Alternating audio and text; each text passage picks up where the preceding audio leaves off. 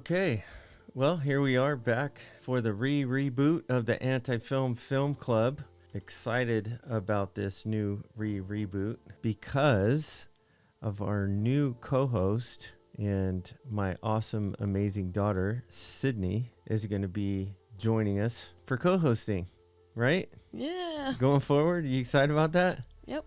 Are you excited about the podcast, or are you excited about making money from the podcast? A little bit of both. Yes, I'm paying her to do these episodes. So we're rebooting the Anti-Film Film Club. Zach is going to continue to be a guest host, but because of his availability, he has a new son, which is about to turn 2. Has been taking a lot of his attention, which rightly so, but we'll definitely have him back on at times, and we got nothing but love for him. But we're excited about this father-daughter jam that we're creating now, and what an appropriate way to kick it off, looking out for the little guy, right? What film are we reviewing today? Ant-Man and the Wasp: Quantumania. Quantumania. Do we need to get you some caffeine, or you seem a little sleepy? I just woke up from a nap, so it'll kick in. Theme is kind of the father-daughter theme of Scott and Cassie Lang, and Scott trying to get time back. So, brief introduction. My name is Eric, and I've been doing AV and video production and audio for quite some time. And actually, Sydney's been watching quite a few movies. Has a really good grasp of what works, what doesn't, storyline, plot, pacing, a lot of the things that go into filmmaking, acting, chemistry, and all the stuff that works. And I'm really excited about this because you're bringing a fresh perspective from your generation, and I'm bringing a different perspective from my generation and my experience. And I'm really excited about the dynamic. I'm excited about how, and learning from you, what things land well for you, what things didn't. And yeah, let's briefly summarize the plot of Ant-Man the Wasp: Quantumania. How would you summarize the plot? Well, what happened in the last movie? What was the ending? Well, that's a good question. Well, I mean, for the most part, they went and they rescued Janet out of the quantum realm. Okay. Right? I mean, that was the gist of, and then they had issue with the ghost and that whole thing, right? The ghost being the villain-ish, right? And we'll unpack the villain in this, but what would you say is the basic plot for this? How would you summarize the story? Cassie uses the satellite to the quantum realm, and then they get pulled inside, and then they're basically searching for each other half the movie. Mm-hmm. And then they meet new characters, and then they find each other, and then they find a mysterious guy. Right, the new villain. Yeah. Mm-hmm. And they have to defeat him. Right, so it's introducing a new villain. They've had experience with. Janet's had a lot of experience with, because she was there for the equivalent of 30 years. Mm-hmm. But it's interesting because in the quantum realm, there isn't really any time or space. So, though she aged in the Earth realm, how would she age in the quantum realm? Things that make you go, Anyway, yeah, let's dive into the story. And let's talk about the strengths and weaknesses of the plot. Now, this was written by Jeff Loveness and Jack Kirby. Jack Kirby's a bit of a comic legend, going back, working with Stan Lee on a lot of the Marvel stuff, but interestingly enough, worked on a lot of the DC stuff as well. So some of the things film-wise that his writing's been Harley Quinn, Guardians, Holiday Special, Wakanda Forever, Black Adam, She-Hulk, Eternals, Guardians, Endgame, Infinity War, Justice League, Ragnarok, Spider-Man, just to name a few. But his titles in the comic world go back decades. So a lot of these characters he's really shaped. So he's a bit of a legend. So Jeff, working beside him with his characters, has worked on shows like Jimmy Kimmel, Rick and Morty, in the Oscars, and some others. But this is kind of his first, at least according to IMDb, his first foray into cinematic feature. So plot-wise, what do you think works? What do you think doesn't? Like, what's the strengths? What's the weaknesses of this? I don't know what strengths. I don't know. I don't think there is any weaknesses. Okay. You don't think there's any weaknesses in the plot itself? I don't think. Yeah. I mean, you brought up something that was really interesting the other day, was with the satellite thing, and they get sucked into the quantum realm. Mm-hmm. But once they got sucked in, They were just like la-di-da-di-doo. nothing else got sucked in. Yeah. Right? Did the rest of the world keep getting pulled into Like, this? Nobody questioned it. Did it implode? Like, what was happening there? Those are things that people might think are plot holes, right? Yeah. Does it need to be discussed, or does it need to be portrayed?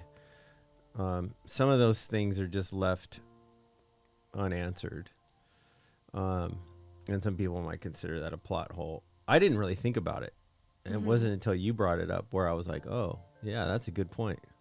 I think, Quantumania builds on characters that we already know, right? We already know who Scott is. We already know who Hope is.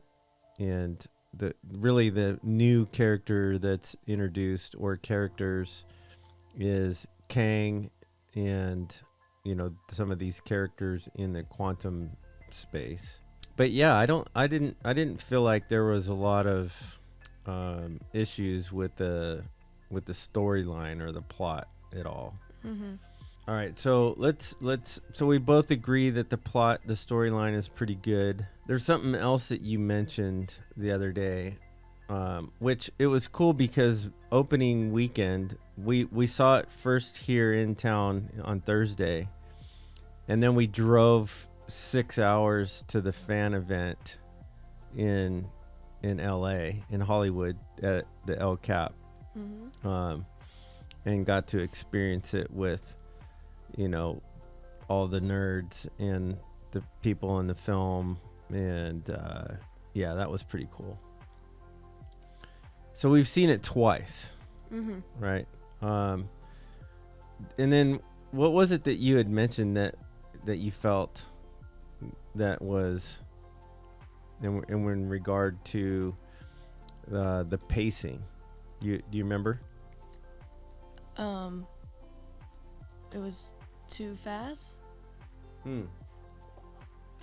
What do you mean by that? What do you mean by it being too fast? Like, there was no moment that it was kind of just like peaceful or silent. It was just like going consistently. Yeah, and I didn't think about that at the time because, you get kind of caught up in all the excitement. I really didn't think about it when we were at the El Capitan, but when you mentioned that, it made a lot of sense, because it felt like it was like from one scene to the next, like boom, boom, boom, boom, and there was no, like the rhythm was really high the whole time. And I think maybe like why it's like this, because they're in the quantum realm and there's just so much happening.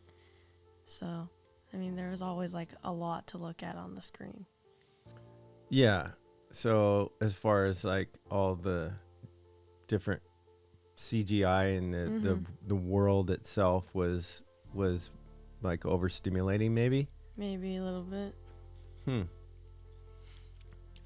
Yeah, I thought I thought definitely you were onto something there with the pacing, because the pacing did feel like it was a sprint, like they were running full speed the whole time from start to finish, and for over 2 hours doing that feels a little exhausting. And I think having those moments of breath or reflection or just pauses to kind of take it all in or make for a better edit, if you will. And I think that's why part of it's been getting a lot of negative reviews, right? What did you say it was ranked? What was Quantumania ranked in the MCU? It was ranked the second to worst film next to Eternals, but now it's tied with Eternals. It's tied. Okay, here's an interesting thing. When you said that, I was like, ooh. And I liked Eternals, but yeah, it wasn't bad. It wasn't bad, but the problem is that we had no relationship with those characters. Yeah. Right? There's 9 characters. They introduced 9 new characters, and they tried to develop the characters for 9 of them in one film it's like trying to do the first 3 phases of the MCU all in one movie. It just doesn't work. And the formula that they found in that first 3 phases has been really good. But yeah, ranked tied as the worst MCU film with Eternals. Do you agree with that, or do you disagree with that? I disagree. You disagree? Yeah. Like, I don't think it was I don't know.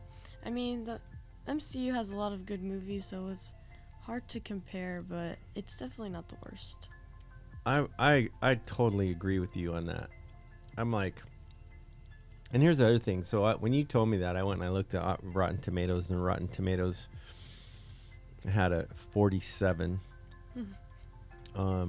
The CineScore was like a B, and which is one of the lower scores in the MCU films. But here's the other part that's interesting to me, is that so for President's Weekend, it was opening weekend. It netted over $120 million at the box office, which was one of the biggest President's Weekend releases, and the biggest Ant-Man franchise release. And so I'm really curious to see this weekend, to see if it holds what the box office draw is, and if it can still hold the number 1 position, because right now it's the number 1 film. Now it's an MCU film. There isn't a lot of other competition film-wise in this type of film that they're competing with right now. But like for Thor, Love and Thunder, which, man, I love Chris Hemsworth and I love the Thor character, but 2 of the 4 Thor movies didn't do that well, in my opinion, and it dropped off. So Love and Thunder dropped off 68% from opening weekend to the next weekend. Oh, That's a massive fall off.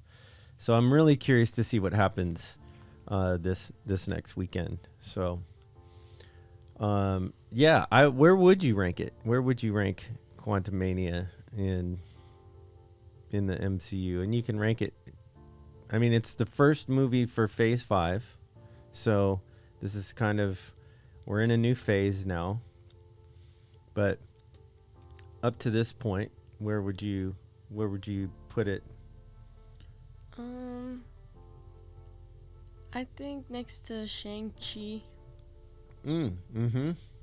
Maybe, I don't know if I'm above that, but I don't know. Maybe a little above that. I don't know. Okay. And I like Shang-Chi. Shang-Chi was a new character introduction into the universe, which is great. And though this one wasn't, other than Kang really being the main character being introduced. But yeah, I think Shang-Chi was probably one of the best films of the Phase 4, behind Spider-Man. Of course, I'm a little bit of a fangirl when it comes to Spider-Man. All right. Well, let's move on from the pacing and let's talk about character development. We've been talking about introducing new characters, but this is the third installation of the Ant-Man series with these characters, and the audience relationships already been developed. So really, the new characters here is Kang, primarily. I mean, you could say that the Quantum Realm characters we have a little bit of an interaction with. But so as far as the character development for this particular, do you feel like that Kang as an introductory character in this particular film, do you feel like that his his development in this was good? Well, I guess. I just like the way how they introduced him as like, a person who was like crashed and landed and needed help to get home, and like Janet was helping him, and like we all thought, well, I don't know if we all thought that he was a good person, but I didn't question it. I just thought like, oh, she's helping someone get home. And then I was taken back because I didn't know he was the bad guy when we first watched it, so I was shocked. I was like, he's the enemy? So I like the plot twist. Yeah. Well, it was interesting because that opening scene when he crashes, what happens? He saves Janet's life. Yeah. Right? He kills whatever that creature was with the gun that she dropped. And, he's a little disillusioned trying to figure out where he is. And he was committed to following through on his word. Right? He was having integrity, saying that he was going to help her get home as well. And he didn't seem like this evil person. He didn't just like show up with an aggression and start to kill her or something like that. Yeah, it's interesting because we do see him. He plays He Who Remains in Loki. Do you remember that? No? You don't remember that? You didn't finish Loki. Okay, well, this has been a good episode. And I guess this is the end of the reboot of the Anti-Film Film Club because Sydney hasn't seen the end of Loki. Apparently, I'm doing parenting wrong. So anyway, if you watch the end of Loki, which you need to go back and do, that's your homework.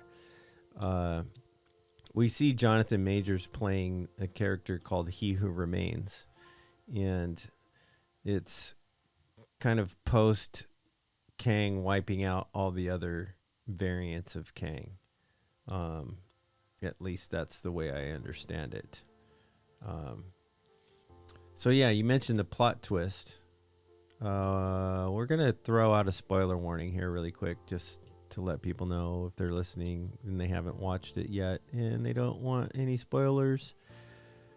This is your fair warning. Spoilers ahead. So if you haven't seen it, stop this podcast right now, go back, watch the film, and then come back to the podcast and join us again for the rest of this episode because there are spoilers ahead. You have been forewarned. All right, plot twist. What was the plot twist you mentioned? That he was the antagonist. And he had wiped out timelines. Well, we kind of knew that, though. We kind of knew that going in from the trailer. But what made it twisty in the movie? What? The end? Well, like when did he cease being a guy of good character and become this evil overlord? When Janet messed with his ship and like made the orb thing. Right, the power core, Yeah. the multiverse power core thing. And it was neurokinetic, so when she touched it, what happened? She saw his thoughts and everything that he did. Yeah. Which was what? What did he do? That killing people. Yeah, I wiping think- out all the yeah. timelines, right? All the variants. And so she got terrified and realized that, oh, he's a bad guy. Yeah. Right? Or so she thought. Right? What was some of the things that you were making a comparison of him that, like, in Thanos? Well, they're just portrayed as the enemy because they're doing actions that are like, oh, you can't do that, like killing people, but they don't look at the reason why they're doing it. Like, he was cutting off those timelines for some reason. I don't know, but I know that he needed to get out so he could stop all the versions of himself from doing something bad. But the comparison to Thanos is that he was killing like half the population because he needed to balance out the world, or else everybody would have died. Yeah, So, the whole universe, yeah. right? Yeah. It was all these other worlds and everything. Mm-hmm.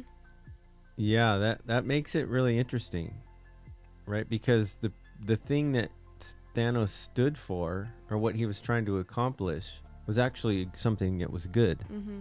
But he's portrayed as this, just this ruthless, evil person or character because of his approach of how to accomplish balancing the universe, right? Maybe there could have been a different approach. And maybe they could have worked together to figure out that approach, right? And yeah, because there was something that because Kang was trying to save the primary timeline from all these variant alternate timelines that were destroying the entire multiverse, right? So he was trying to preserve the thing.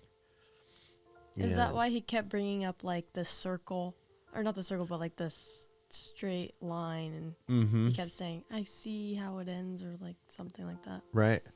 Well, it's interesting too because like when right in the beginning of the film, Scott's upset because Cassie's in jail. Cassie's in jail because she's an activist. She's doing she shrunk down a police car into this little, she's using the tech and she's trying to make a difference, which is cool. But they kept it from Scott. And so they had this, over dinner, they were having this whole kind of heated discussion. And,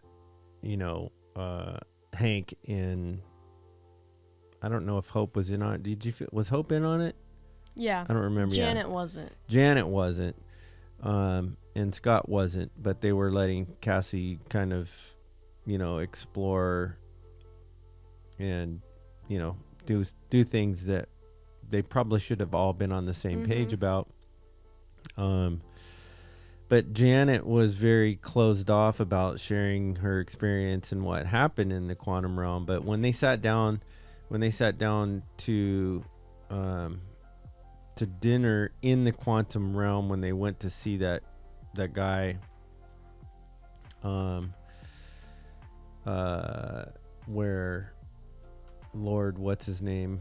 Kryler? Yeah, Lord Kryler showed up. Right before that, when they're sitting there, Janet starts to open up about the quantum realm, right? And she's telling the story about how she was a freedom fighter. And then he's like, "You were a freedom fighter?" And then she says, "Well, I was either a freedom fighter or a terrorist, depending on who you ask." Right? And so, which was an interesting foreshadowing of what Kang was going through, right? Because it's perspective and it's context, right? Janet was a freedom fighter to help people. I think, was she helping the quantum people against Kang because Kang was developing this whole empire thing? Well, I think the quantum people were mad at her, or at least the people who lost their homes. Right, because she left. Yeah, and she left and she made Kang the Conqueror, basically, because she left him there. And she fixed the core and gave him The suit back back. the suit, at And- least some of the yeah. power that he needed. And yeah, so they were a little upset about that. But she was on their side initially, it felt like. But it's interesting, right? The idea of she made a judgment, right? She was telling the story, and she's worried about, her family or whatever making a judgment against her for what she might not have done. And yet she made a judgment on Kang based on, these memories that she saw, but without context.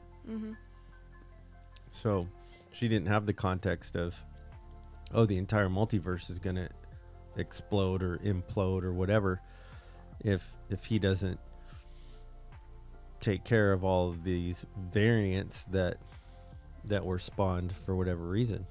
So let's talk about that scene for a minute. Lord Krylar. Who plays Lord Krylar?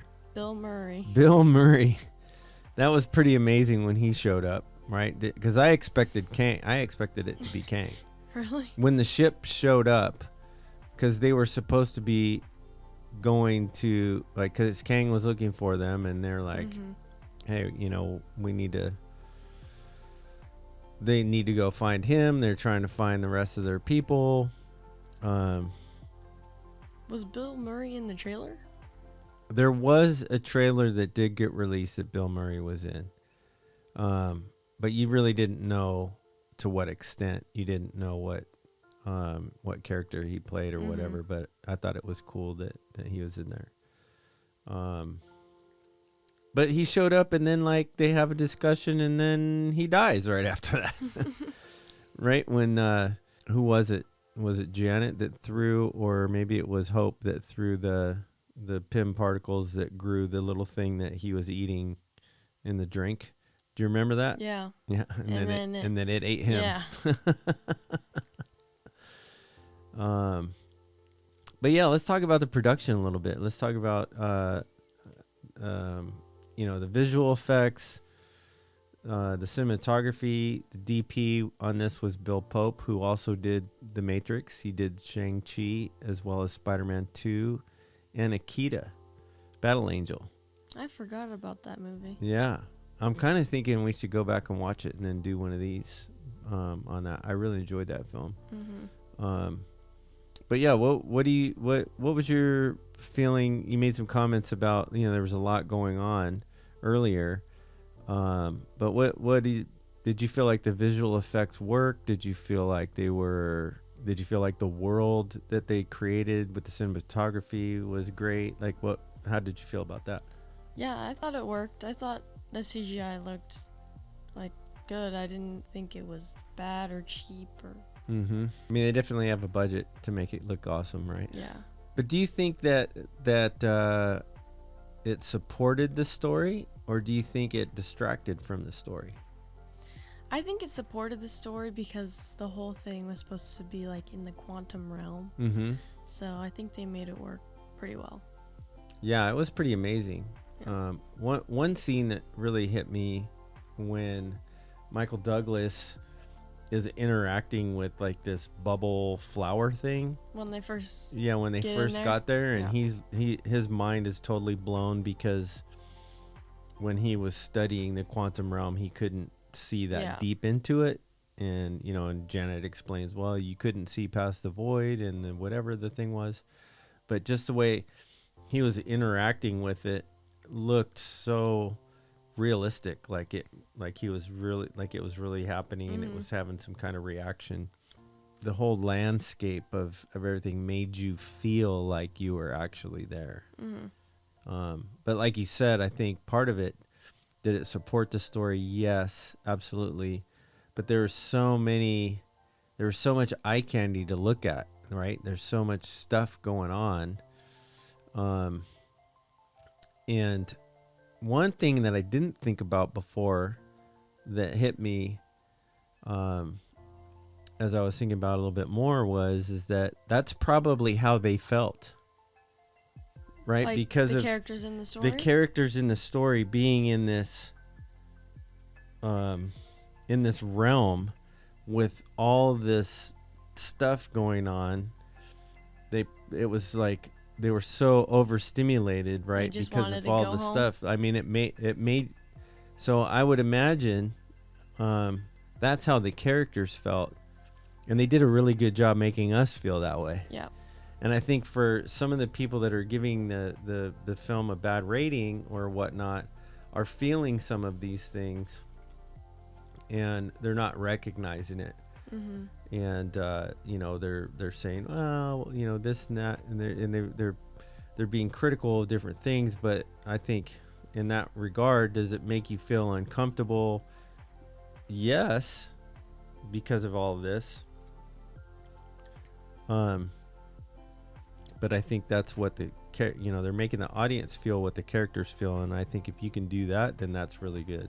Mm-hmm. You made a comment about music. Yep. What was that?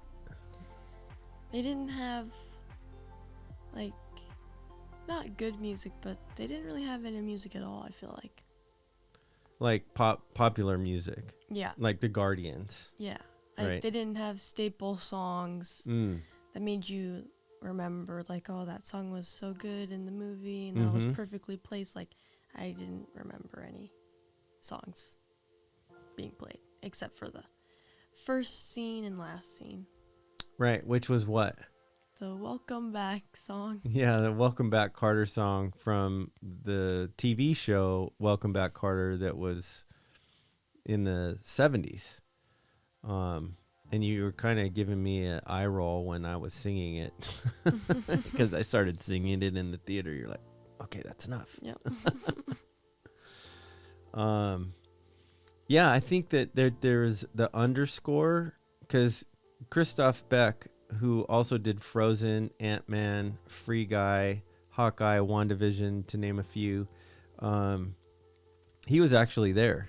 Mm-hmm. Right, so it was him. It was Stephen Broussard, Kevin Feige, the actress that plays Cassie. What was her name? Catherine Newton.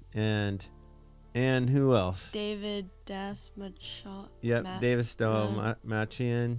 I don't know how to say his last name.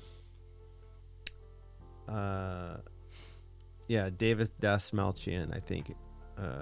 Forgive me if I'm saying that wrong. Who played Veb, and he was there, or as we refer to him as the Baba Yaga guy from the first one. Yep. And it was cool to see them all there and to have them be there. But Christoph Beck, I think, did a great job with the underscore, the sound design, and creating the sounds and the scores that you would feel like were going on in that realm. But I agree, it would have been nice to have some kind of because like Black Panther had some great songs, right? The Weeknd and who else? Rihanna. She just did the one that just Wakanda Forever just released. Yeah. But the first Black Panther was really good with SZA and Kendrick Lamar. Yep, Kendrick Lamar says, and it was. I mean, obviously, Guardians has like this real rich soundtrack and is actually part of the storyline, which is cool. So, do you think that because they didn't add like any staple songs that they didn't need to, they didn't feel like it added to the story? Yeah, I don't know. I think it would have been nice to have some. I mean, music is such a big part of life, right? And I did see that, they have Hollywood Records is the label that Disney owns, and a lot of times they'll release the soundtracks and stuff on there. And I did see some songs on there, but from walking away from watching the movie, it didn't really stick, right? It wasn't memorable. But Yeah, what do you think about the editing and the direction? Right, so it was directed by Peyton Reed, and it was edited by Adam Gerstel and Laura Jennings. And I do have IMDb here, so we can pull up. Peyton is known for Bring It On, Ant-Man, Ant-Man and the Wasp, and Ant-Man and the Wasp: Quantumania. Bring It On? Bring It On, yeah. The cheerleading movie? Yeah. Let's see. Oh, I like that one. Mandalorian. He directed 2 episodes on The Mandalorian and That makes sense. the entire Ant-Man series, and Yes Man, The Breakup, and a number of other TV series. So yeah, he's had quite the career, starting all the way back into 1988. Let's see. Nominated for Best Director at the Academy of Science Fiction, Fantasy, and Horror Films for Ant-Man. Was nominated for Entertainment and Cultural Documentary for information on First Look. Dragon Awards, Georgia Film Critics Association winner for Ant-Man. Nominee for Hugo Award and Mandalorian, shared with Jon Favreau.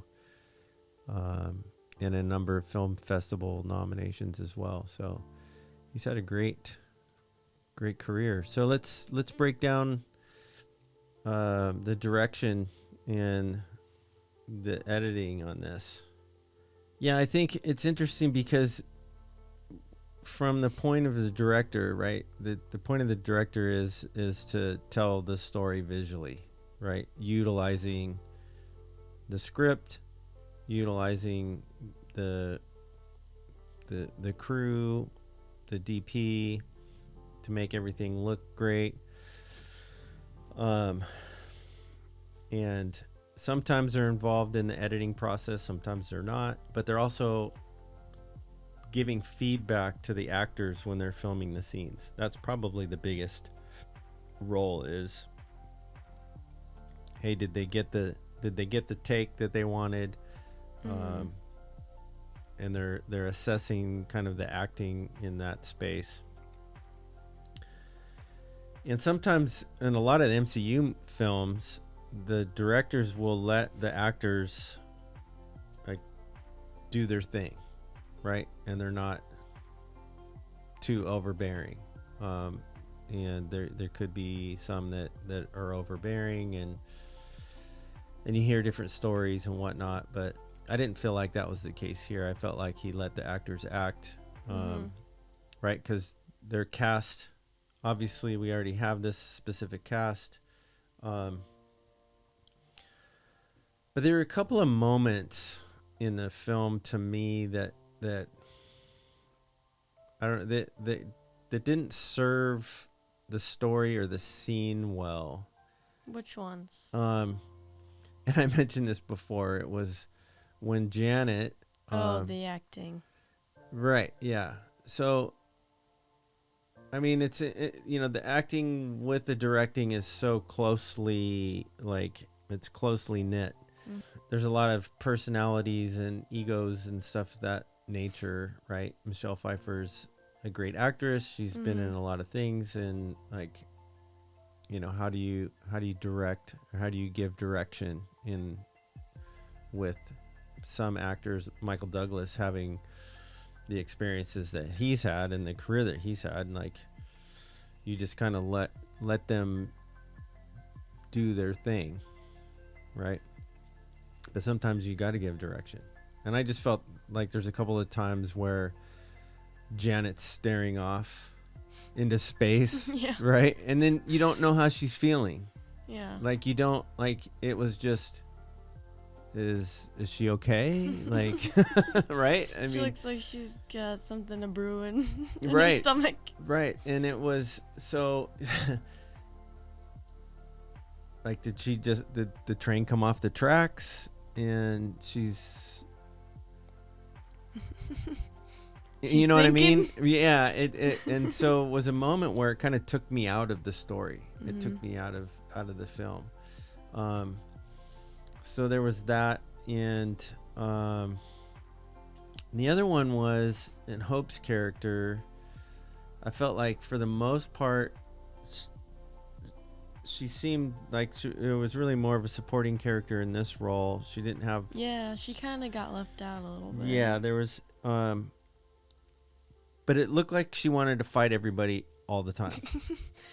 Right? Really? Like every time they're having some kind of dialogue, she's ready to knock somebody out. To me, it was like, okay, why?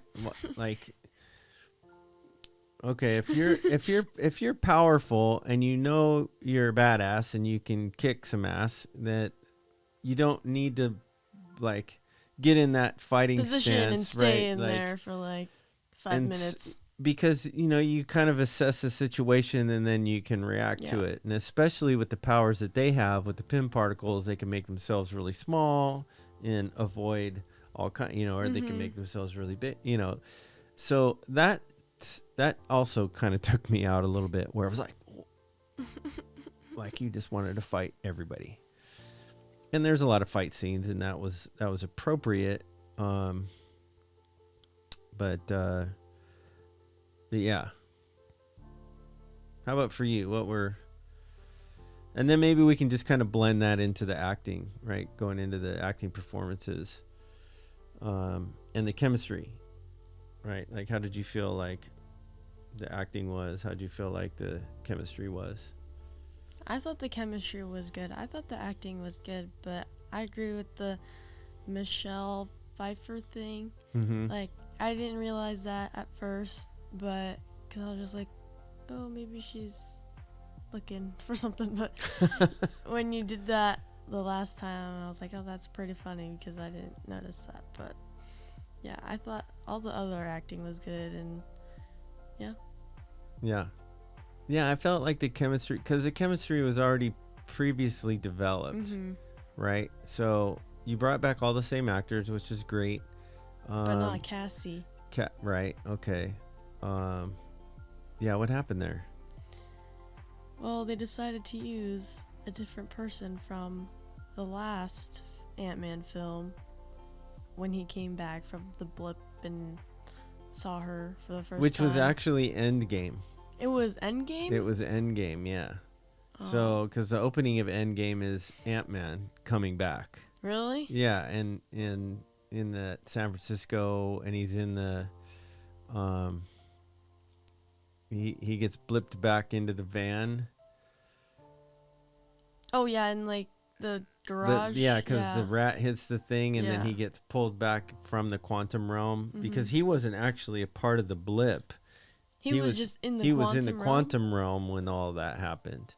Oh. And he just ended up coming back post snap, Thanos snap, and then everybody's and gone. that's when he was looking at like the thing with the names on it, right, from all the people that disappeared. Mm-hmm. And they didn't use the same actor from the first one, because I don't think she was old enough to portray, like, how old is she? Well, I think Cassie is the original actress from the first one? Yes. Are you sure? And I think she's also, well, I know she's the actress from the second one. Okay. She played Cassie in the second one. But let me look it up. I thought it was a different actor from the first one. They don't have her listed on the first page. That's kind of lame. Abby Fortson was in the first one. So it was a different actress. When was Endgame? When did Endgame come out? Endgame was 20. I want to say 2018. So that was 3 years. So 2019. Yeah. Oh, 4 years. I don't think she would be old enough to portray an older version of herself. So they used. Well, let's see if they had her in. I think Catherine was the one in Ant-Man 2 and the Mhm. Wasp from 2018. No, actually, Abby Fortson played Cassie in the second one as well. Oh, Yeah, because so that was released so Catherine is a new actor. 2018. So this is the first time we're seeing her? Yeah, and Emma Furman played In that character in Endgame, and then They changed the actor. yeah, Yeah. that and I think that's one of those things that really that because the first three, now there's different characters that got replaced in the MCU, right? War Machine started out being Terrence Howard in the first Iron Man. He got replaced in the second Iron Man by Don Cheadle. And Don Cheadle's been War Machine since. The Hulk was shoot. See, I'm seeing his face. I'm drawing a blank on his name right now. Wait, there was a different Hulk? Yes. The Hulk wasn't Mark Ruffalo? Mark Ruffalo originally. I didn't know that. Mm-hmm. Edward Norton played the Hulk. What in the world? Yes. Ed Norton and Liv Tyler were in The Incredible Hulk in 2008, which was a reboot from Eric Bana playing in 2003. I could not imagine that. So Ed Norton was the Incredible Hulk originally in 2008, which was released the same year that Iron Man was. But he got replaced by Mark Ruffalo when they rebooted. That was a good choice. I liked Ed Norton as the Hulk as far as his acting and his character, and it worked. But so there's examples of where we have different actors, right? That And I gotten learned replaced. that in school. I think it was in English when they like replace something that is known and people get upset. I forgot what the word for it is. Oh, what is that? There's a word for it. It's like, because my teacher showed an example when people were doing, like, when the new Diary of a Wimpy Kid movie came out and they changed the actors. They're like, not my Roderick, because the Roderick guy was not the same guy. Right, yeah. So they were mad, which is, me too, I was mad. But I don't know what the word is, I forgot. That's a movie? No, I'm talking about the name, like feeling disappointed, right? I don't know. So there's disillusioned, dismayed, inconsolable, disenchanted, disgruntled. None of those words. Those are like describing words. I don't know, maybe there's not a word for it and they just told us that. But I mean, there could be. yeah. But like that's like It's a interesting. thing. Yeah, it is a thing. And I think that, and so you're building a relationship with the character, right? You're building a relationship with this, and the actor that's playing the character is the one that's delivering all the emotion and all the connection with that character. Which is why Paul Rudd does, like, he's Ant-Man. If you change Paul Rudd and put someone else in Ant-Man, you're going to have an exodus from that franchise. Like, I'm just like, I almost didn't go see the Batman because it was Robert Pattinson? Because it was Robert Pattinson.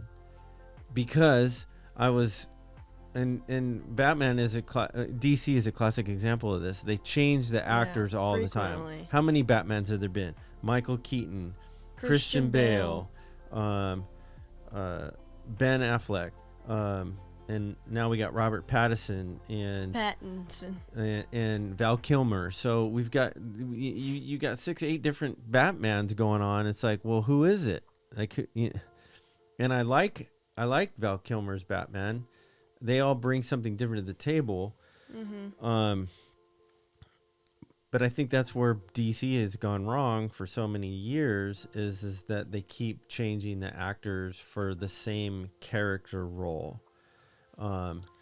I kind of like that, just because it's like Really? the only thing I know from DC about Mhm. Batman. Like, oh, there's different Batmans, and everyone's like, oh, who's your favorite Batman? It's kind of like a fun thing, but they don't really do it in other movies, so Yeah. yeah. I mean, phew. So, but because Marvel has done such a great job Keeping the keeping the actors. same actors over a decade, developing that audience relationship, I think that's a big part of the formula why MCU does so much better at the box office than the DC movies. Now we're kind of diving into Marvel versus DC, but I love a lot of the DC stories and grew up on that, so I'm not throwing shade. I'm just saying the relationship, and so I was a little disappointed that it wasn't Emma Furman playing Yeah. Cassie, because that's who I saw as the older Cassie from Endgame. Now, I don't know, maybe she was working on another project, maybe she wasn't available, or I don't know what the situation is with the casting there. Because sometimes the actors are on different projects and aren't available, and I get that, but I think bringing those people back is really important. Yeah, Jonathan Majors. How do you feel like his performance was? I Playing thought it King. was good. He sold me. Yeah. Yeah, it didn't seem too forced or anything. Mm-mm. Especially at the end credit scene when you had all the different ones. I liked how he made them different voices, and Right. it was cool to see that. Yeah. He is. I think we're gonna see a lot more of him. Definitely. And not just in the MCU, but just an amazing actor. I'm excited about Creed 3, which Is he in that? He's fighting Michael B. Jordan. Wait, is he the He's other guy? He's the other guy. Yeah, and I didn't know that. if you remember in that tree, he's like super jacked too, and I was like, oh well, I guess realize that was him. Yeah, yep. Wow. And just amazing. Like, he really sold the, where is this place? Where am I? Yeah. And I'm here to, like, he sold us on him being having good character and being a good guy, and then there's this darker side to him, and just the range of emotion that he went through and that he displayed, like when he was kind of pressuring Scott to bring back the core, the energy core, or whatever it was for like that. Like, yeah, he just really did a great job. I thought it was really awesome. Let's be honest, what was your biggest disappointment when we went to the El Cap Theater? That Paul Rudd wasn't there. Paul Rudd wasn't there. Yeah. How did you feel like Paul Rudd's performance was? I thought it was good. Yeah. Honestly, I don't think he gave a lot, but I'm fine with it. Paul Rudd is Paul Rudd. So. Yeah. He's funny. He's charismatic. I felt like, I liked the inner dialogue that he had. At the end? When he was like, what did I do? When he's kind of going back and forth, and then he kind of blows it off. But I'm wondering if there's something strange going on, because at the end, when they're eating dinner after they've kind of defeated Kang, and they've gotten home and everybody's back to normal, and now he has to pay $12 for his lattes now. There's that moment where things just didn't feel settled or resolved. When he's taking the bite of whatever the food was, and he was like, oh, like it didn't taste good. And it was like, did something get scrambled in his DNA from the quantum realm? Like he got some kind of COVID virus or something, or like something isn't right with the universe. That's how you felt when they're at the dinner? Yeah. There's just some odd things there that didn't seem to sit right. So I'm wondering if that was intentional, if that's a setup for something. But yeah. All right, well let's move on real quick, and let's just tag some of the themes, and then and then we'll wrap up. How do you feel like they treated the themes and explored the different themes of this film, right? So you have the father-daughter dynamic, you know. She's throwing shade at him in the car, right? And he's like all butthurt about it. And she was like, "Oh, I didn't mean it that way." But, you know, I mean, I felt like that dynamic in the car there, and even just how he was reacting to learning about, you know, her being in jail and these different things, and then the moment where he's trying to teach her how to jump punch or whatever it was, that the theme of judgment without context, you know, was Kang really a bad guy, which we kind of unpacked a little bit already. The family dynamics of hiding things from each other. And what Scott did was just try to help himself and get out of there instead of helping the people in the quantum realm. Like Cassie was saying, like, you need to do more for others. Right. Do you remember the line that she said that was really potent? Maybe not exactly. Well, you remember she said, just because it isn't happening to you doesn't mean it's not happening. That's true. That was more people need to know that. Yeah, that was really good. That was really good. You know, we can just drive by homeless people and not help. Right? We have $5 that we could give them, and some people don't help because they're like, oh, well, they're just going to go take that $5 and they're going to do drugs with it or whatever. You know, they're going to go get drunk or something. Maybe they just need to go get a hamburger, you know, because they haven't had anything to eat. And I think, you know, just those types of themes were definitely written into the story. How well do you feel like those were treated? I thought they were treated well. I thought they were executed pretty good because, like, of how he ended up helping them, and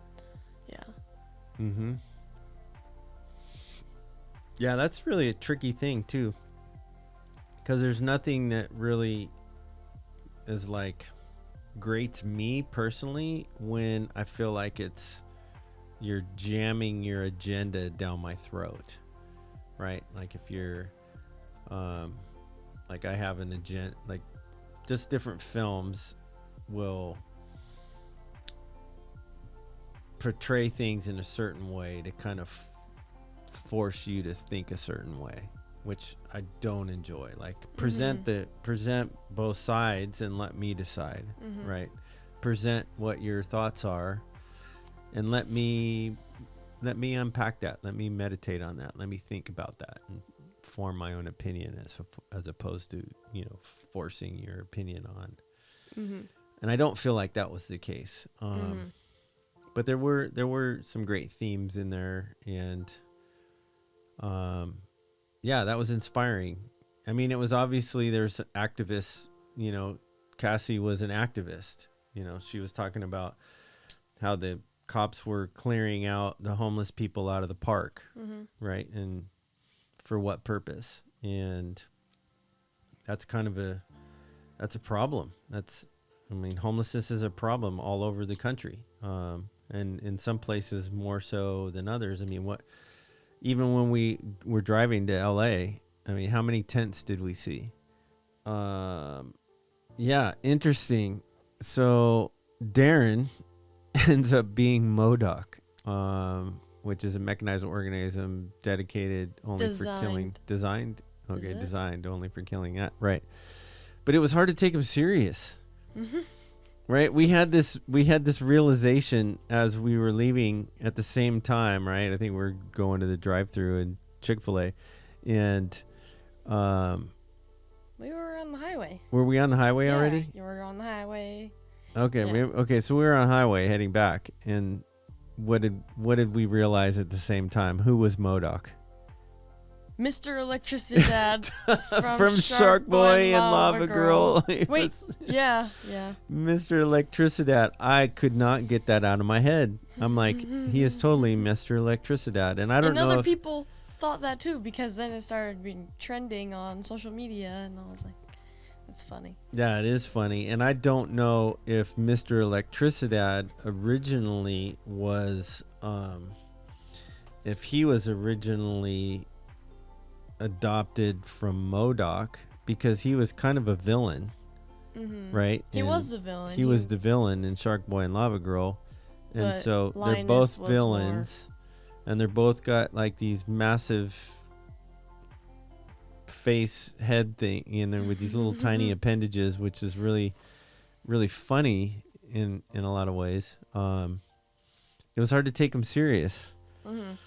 He's chasing Cassie and was threatening her, and she was fearful of him at first and running away from him, but like she really had the power to pretty much wipe him out. And she did. And and she checked him in. Yeah. And like I thought his character brought more humor than Scott's character did. Yeah. There's more, he's like, oh, at least I get to die an Avenger. I guess he turned, he had a part in Kang's demise at the end there. Yeah. Well, I guess you're going to have to watch the movie and find out. Yep. Anyway, yeah, MODOK. MODOK was probably the biggest hit in the film as far as reactions in the theater. People just lost their minds, and but his story arc, like Lord Krylar's, was very short. Yeah, I mean, at least it lasted out through the whole movie. Right.